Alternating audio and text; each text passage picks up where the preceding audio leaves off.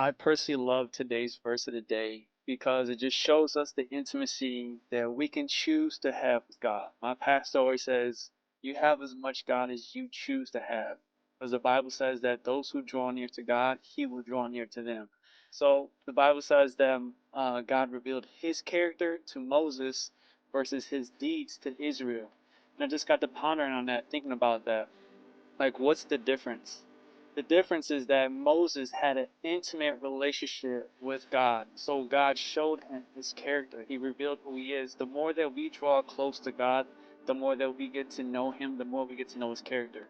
There's people right now who will watch this video and they have a perception of God because of deeds that he's done. So they've heard from their grandmother, they heard from their grandparents, they heard from other Christian believers, but they don't have that intimate relationship with God to know his character for himself.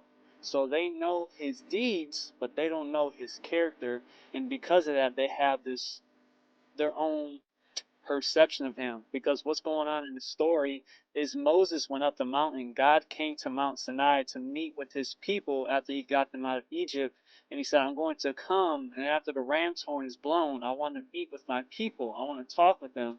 And they chose not to. They said, "Moses, you go talk on our behalf because we're afraid. We're afraid of God." So Moses went and had the intimate time with God versus the Israelites who had the same invitation. They chose not to. They chose to learn from God from somebody else, from Moses. And then when Moses comes back down off the mountain, guess what they were doing? They were worshiping idols. Okay, so that's the difference. We have as much God as we choose to have. God's not going to force himself upon any of us. We're going to either follow him ourselves or we're not going to follow him at all. Okay, so I thought that was really profound. That Moses knew God's character, but Israel only knew his deeds. Again, they only know what they heard.